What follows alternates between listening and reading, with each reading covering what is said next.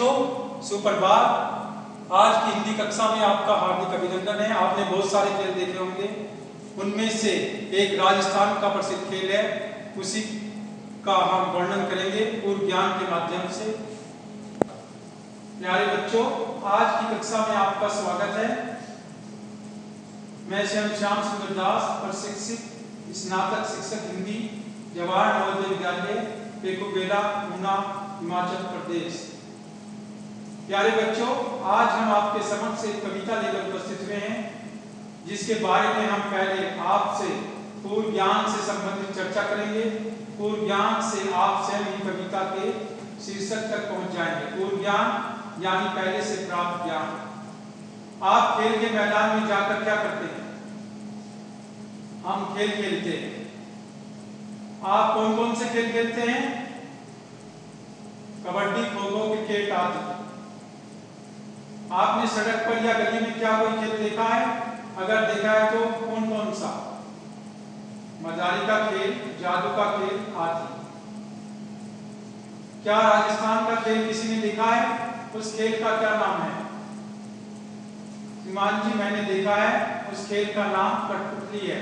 अब आप कठपुतली की यह क्लिप देखिए, कैसा लग रहा है आपको ये?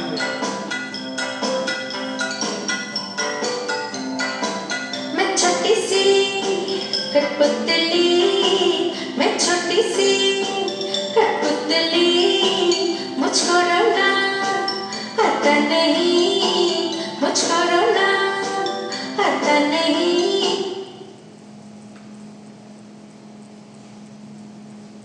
कठपुतली कविता भवानी प्रसाद मिश्र जी द्वारा रचित है। कठपुतली कविता इस प्रकार है। कठपुतली गुस्से से उबली, बोली ये धागे क्यों हैं मेरे आगे पीछे, मुझे तोड़ दो, मुझे मेरे पांव पर छोड़ दो। उबली का मतलब क्रोधित हुई। कठपुतली दूसरों के इशारों पर नाचने वाली, गुस्से से उबली यानी बहुत क्रोधित हुई या गुस्सा हुई। पांव पर छोड़ दो यानी आजाद रहने दो या स्वतंत्र रहने दो। प्रसंग व्याख्या।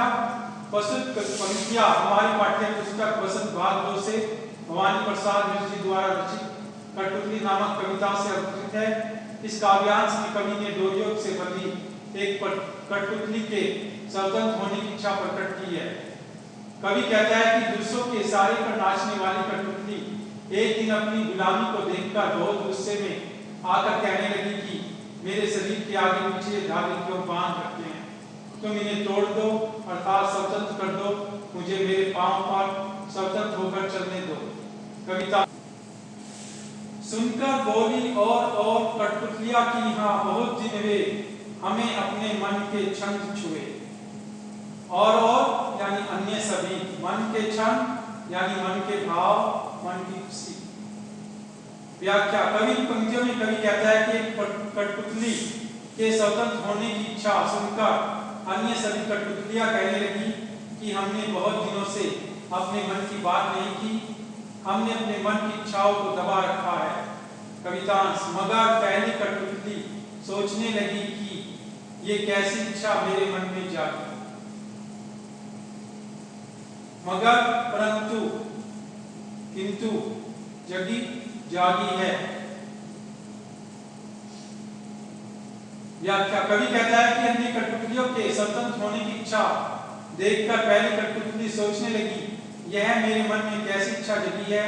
अब वह सबकी जिम्मेदारी के बारे में सोचने लगी थी कि क्या स्वतंत्र होकर सब खुश रह पाएंगी, क्या वे मनचाहा जीवन जी पाएंगी, क्या उनका यह कदम ठीक होगा। मूल्यांकन। तुमने क्या सीखा, इसके बारे में जानते हैं। कठपुतली किस कारण गुस्से से उबल पड़ी। दूसरा, कठपुतली की मुख्य इच्छा क्या थी। तीसरा, कठपुतली कविता के कवि का नाम बताइए। चौथा, कठपुतली के मन में क्या जाग उठी, कौन सी कठपुतली सोचने लगी।